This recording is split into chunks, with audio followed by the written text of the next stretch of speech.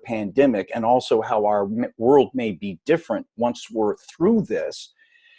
This discussion is about the importance of all of us staying connected, how that's going to be a challenge given this time, but how it is exceptionally important for our overall health and well-being, and especially for those people who are aging, well, are known as solo agers. And so for this, we have one of the most renowned experts in the field, Sara Zeff Geber, who is, first of all, the 2018 recipient of Influencers in Aging, as designated by PBS's Next Avenue. She's an author, retirement coach, professional speaker. Her niche is solo agers, but a lot of what she's talking about applies to all of us. She's also the author of the book, Essential Retirement Planning for Solo Agers, which was recently selected as one of the best books on aging well, or excuse me, the best book on aging well by Wall Street Journal. She's a regular contributor to Forbes.com and recently just posted, Sara, an article called Quarantine, Isolated, and Alone, which we'll touch on a lot of those points here. But first of all, just how critical beyond our expectations or common sense is staying connected through this situation? I think it's going to be so important that without it, we're going to be lost. It's important to do things like structure our time and get outside and all of that, but we really need to stay connected with one another. And there are so many ways to do that. We're going to have to kind of make it up as we go along, but I think we'll be talking about some good suggestions today, Paul, for all of our listeners. Yeah, I think it's interesting. As I was talking to somebody early this morning about this, one of the failings of traditional retirement that we've been finding, because we're a different generation, we're living longer, we're more involved, it's not your granddaddy's retirement anymore, was the fact that a lot of reasons why people felt like they were failing at retirement and not in a good place after a year or two of the retirement honeymoon is because they weren't relevant anymore. They weren't having the personal contacts and relevance that they had in their professional lives. Those relationships go away, and they started feeling actually isolated too. So I can certainly imagine in this situation, we've got to put in a special effort for ourselves and for others to stay connected. I mean, I would imagine there are all sorts of mental, emotional, and even physical impacts on the positive side of doing it and on the negative side of not. Absolutely. Yeah, absolutely. I think people are at all different stages with this because we're very early in the process. Some people are still, and different states in the country have different guidelines and different recommendations or actual mandates for some areas, and other areas are not paying too much attention, unfortunately, yet. So as people realize that they are going to need to just simply stay home, there becomes a need to communicate with the outside world.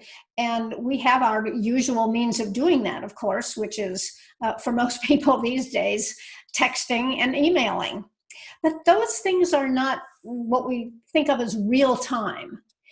We're not doing it simultaneously, except on rare occasions when you're sitting and watching a TV show and you're texting back and forth with a friend. You know, what'd you think of that last award that so-and-so won in the Academy Awards show or whatever? We're doing it in kind of an asynchronous way, is what the techies call it. And I think we need to kind of sync up with that. We also need to use what almost every computer has built in, and that's video technology. Much as we're seeing each other here, and people that are watching are seeing us, you can do exactly the same thing with your friends with very, very little effort and no expense. Yeah, and that's a very good point, because emails and texts are not true engagement. I mean, in the first place, how many times have you gotten an email and a text and you're like, is this person mad at me or is something, you can't get the emotion or the contact. Now multiply that thousands fold. I agree with you that not only conversationally, but video. A quick story on my part. So we're not only empty nesters, we're empty staters. So one son in Denver and one in Shanghai. And through WeChat, one of the devices, we talk with our sons now more and about more topics and subjects and deeper things like that through the video feature of the phone. And I feel, I mean, especially with the son halfway around the world, and when the pandemic was occurring there, I mean, that was huge. I feel so connected with both of our sons and what's going through their minds and just little things and everything else. That video connection has been huge. Yeah, and interestingly, people do resist it. I just had an email from a friend recently who said, and I invited her to do a Zoom call with me, and she said, "Oh, I don't know, we've just never gotten into that kind of technology. It just seems so impersonal." Well, you have to say compared to what? Yeah. Short of being in person, which we're not supposed to do now. Exactly. Compared to having coffee or lunch or something, yes, it's more impersonal. But compared to an email, compared to a text, or even compared to a plain phone call, it's so much richer. Well, and so let's talk about, well, first of all, I'm going to tick off some technologies. Okay, so here is Zoom, which we're on. You can use Zoom for free, first of all. Then there's Skype. I don't know what the latest is on that. Then you have Facebook Messenger. If you're on Facebook, you can do video with that way. 2 free apps. I use both. Well, one I just mentioned is WeChat, C-H-A-T. The sign-up process is a little cumbersome, but it's free. And once you do it, and actually they're pretty good because you've got to like invite and accept being invited so it doesn't turn into a spam thing. Yeah. And WhatsApp, W-H-A-T-S-A-P-P. Yes. are 2 of the devices. I mean, just to start with. And then, then there's FaceTime, and Android, I know, has some features. Yeah, if you have Apple devices, you can do FaceTime, which a lot of people have been doing for a long time.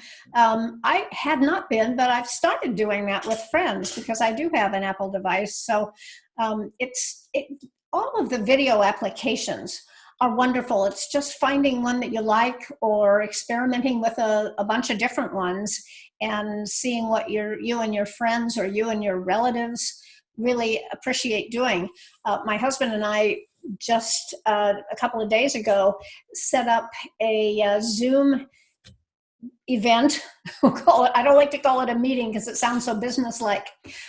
We did it for 5 o'clock in the afternoon, and we did it with 4 other couples.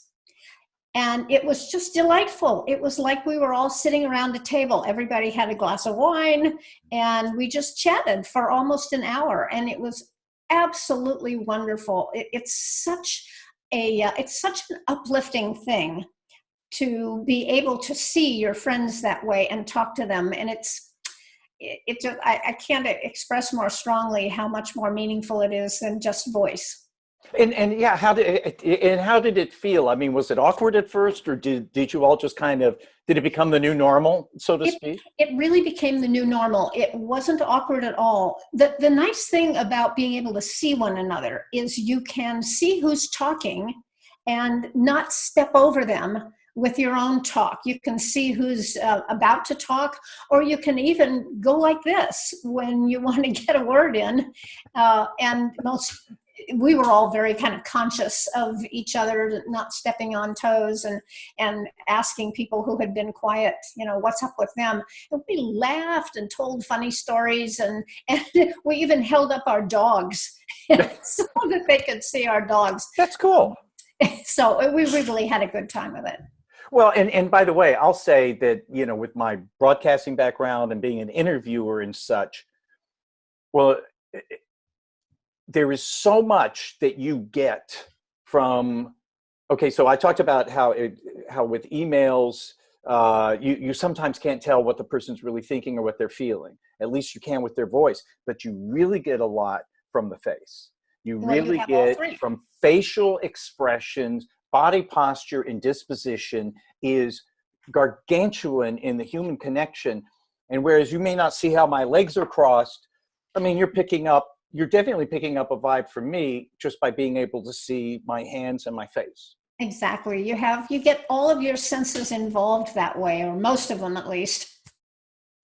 So let's, and by the way, a few ideas, because after we talked the other day, I was thinking about it. The idea of what you and your husband did was great. I started thinking, oh, with our two sons, you know, we Uh-huh. do have time zone issues and everything, but as we've done a couple of times, where through WeChat, we can all three talk at the same time, Kim and I, and then the two boys, or my Yeah. brother and sister who live in different cities out on the West Coast. We thought about that with some friends who we usually get together for dinner with. It's like, you cook something up, we cook something up, and let's just sit at the kitchen table and talk. And Exactly. I've got a great feeling about it. I've got a friend who I haven't seen in about 35 years, a friend of ours, and we're going to connect sometime tonight just to Oh, catch up. It's perfect. like, why not? So I Yeah. actually wonder if there may be something beneficial from this in the long run in terms of us reconnecting and not just being in our slammed existence where these things fell by the wayside. Your thoughts? I think possibly so. I find myself wondering, well, let's see, how many of these can I actually do on a given day and still do some of my work? But I have that same kind of feeling you did, Paul, that I want to reach out and find out how my friends on the other coast are doing. I may not have done anything but email them for the last 10 years, but now I feel like I want to see them. I want to make sure that they look okay. And I don't know, there's just something that is kind of compelling me to want to reach out and do this video interaction with them.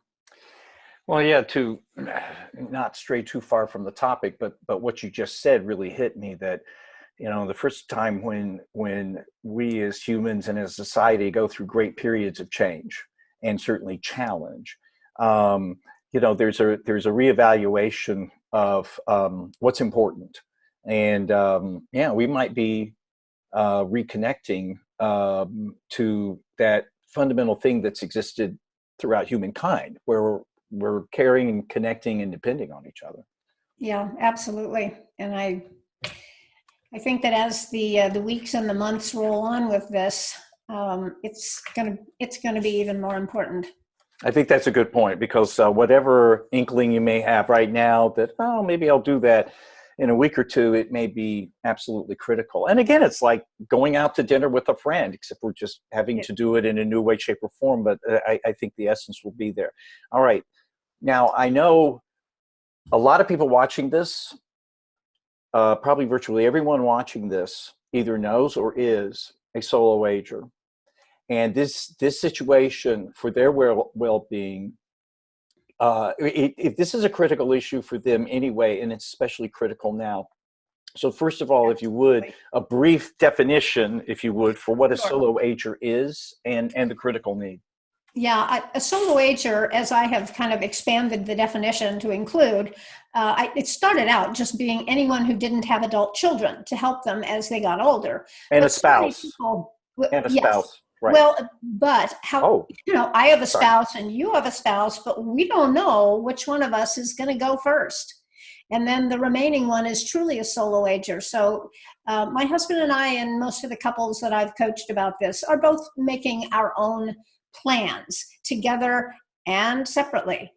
So I've really extended the definition of solo ager to mean anyone that is aging alone or whose kids may be, as yours are, Paul, very far away. If something were to happen that you needed somebody right away,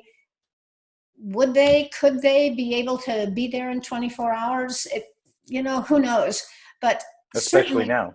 who have children that live within an hour or something they've got more of a safety net behind them. Let's just say that. Nobody wants to depend on their adult children for anything, but sometimes it makes a good safety net. So for those of us who are aging alone, totally alone, and these are the people that I've really focused on in my recent article, and that I've started thinking a great deal about and wanting to reach out and offer some suggestions and some help, because I know I have a lot of friends who live alone. And even if they have kids, right now, they're not really allowed to see their kids. At least I know that's true in New York and California, and I have a feeling it's going to be true for the rest of the country real soon. You are not really supposed to mix and mingle with anyone, family or not, who doesn't live in your own household. So what do you do when it's just you and the four walls? Well, a lot of what we've been talking about helps a great deal. Connecting constantly with people, and when I say constantly, I mean much more than you may have before this all started. Arranging to have at least some phone calls every day with people that you know, arranging to do FaceTime, WhatsApp, Zoom, anything that gets you kind of face to face with people on your tablet or on the computer or on your phone. Is a really good way to stay connected and stay in a state of coping adequately and not get isolated, because that, as we very well know from a lot of recent research, isolation leads to depression. And that's a trap that none of us want to fall into. It's a trap, and it's a slippery black hole that you just fall deeper and deeper into, and more difficult to pull yourself out in whatever way that depression manifests itself, correct? Mm-hmm, absolutely.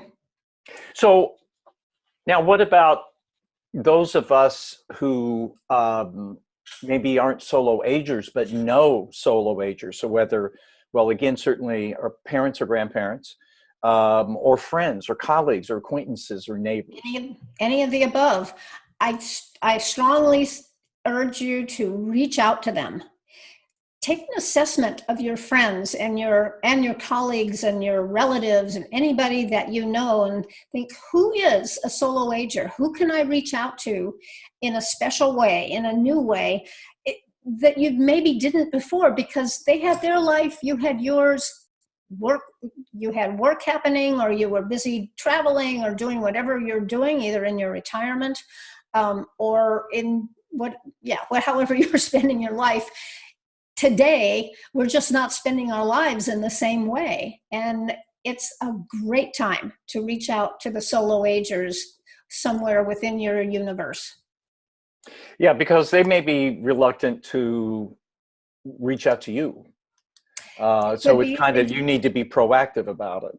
That's a really good point, because a lot of people who do live alone are reluctant, even to make a phone call to people who have family. Think, oh, they're busy. Oh, this is their dinner time.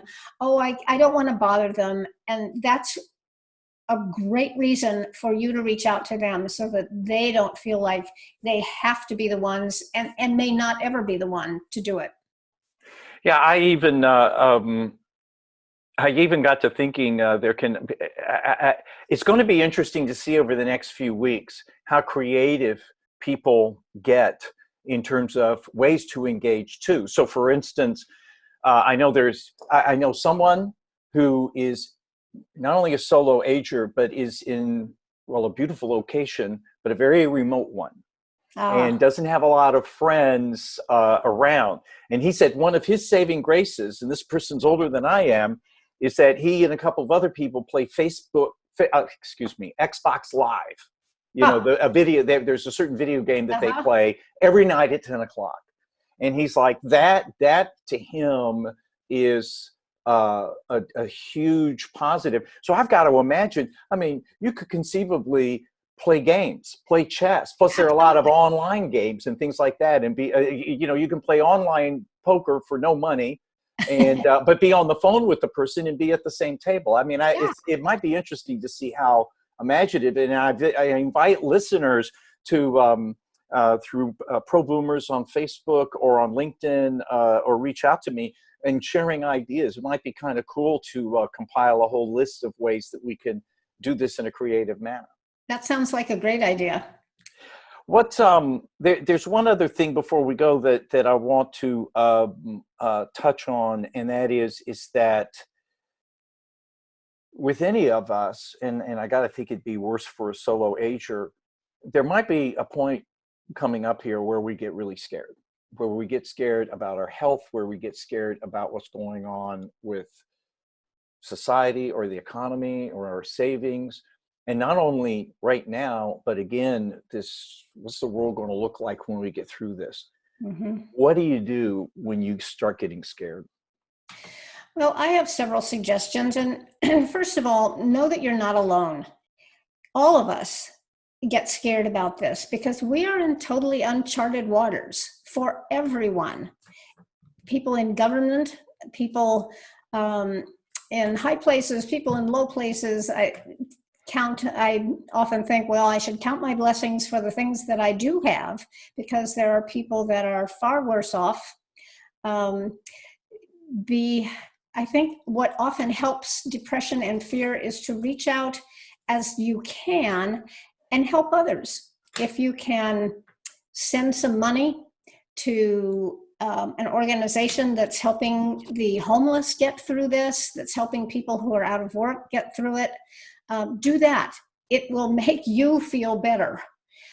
And I also, there's a wonderful app that you can get on your phone or your tablet called Calm, C-A-L-M, and it will lead you through. There's a lot of selections on it, but many of them are meditative, and it will lead you through some deep breathing exercises, things to really calm your mind and get you more centered. One of the things that I've done is I have downloaded some, well, downloaded is not the term, I've added some streaming channels to my Roku setup so that I can do workouts in front of my TV. And getting your body moving is also a great antidote to fear and depression.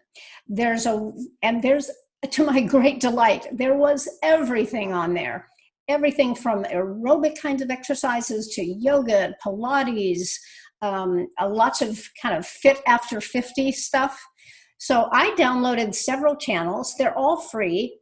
And I'm happily working my way through them. I try to structure life a little bit so that I know that at 11 o'clock in the morning, I'm going to do those exercises. Right. Structure helps.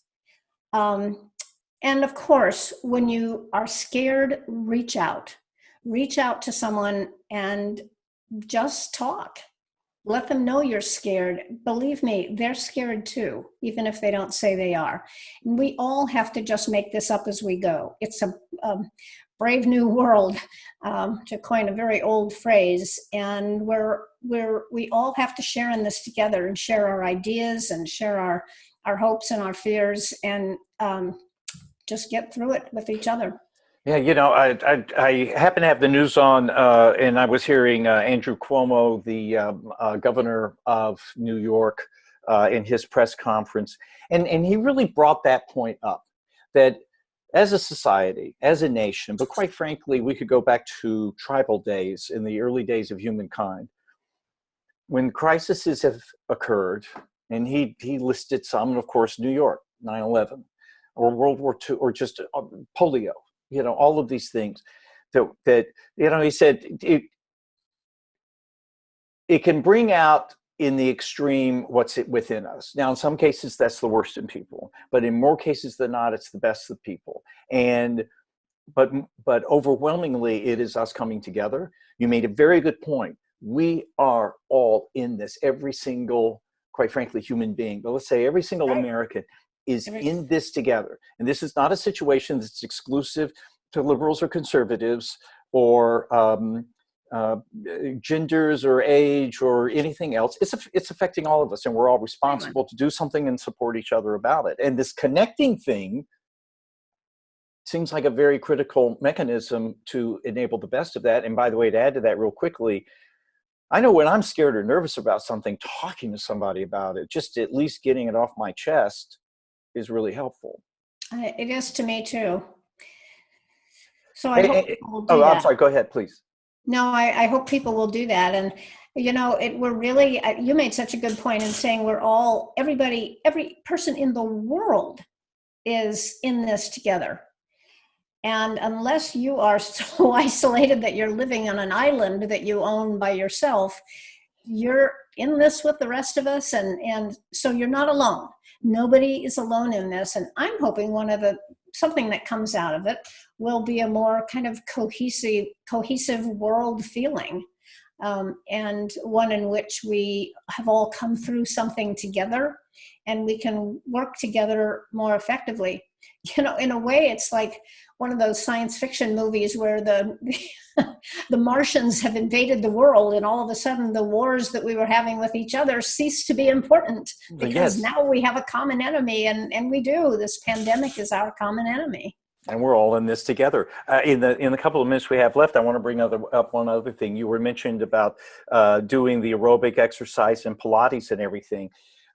I tell you what, I mean, I've been doing this for 12 years. I've got my morning routine, which means no electronics, other than one exception, which I'll tell you about. So I don't get up and look at my emails. I don't get up and look at social media or the news or things of that sort, because that's an awful way to start your day. It's everybody else's agenda, plus with what's going on, you're going to start freaking out. You started your day that way. So I start by hydrating. And I do meditation, which is just generally just calm, clearing my mind, guided meditation, something like that. Now, I've got a yoga routine, which is pretty much just stretching. And you're right. When I do that, I wake up, I feel better, the hydration and everything. And because I've got a routine, you can go on YouTube, and there are probably 12 million different yoga routines that you can find one that's right for you, that's just stretching, or any exercise routine. I've got my routine down pat. So I spend that time, that's my electronic time, except I'm not listening to the news.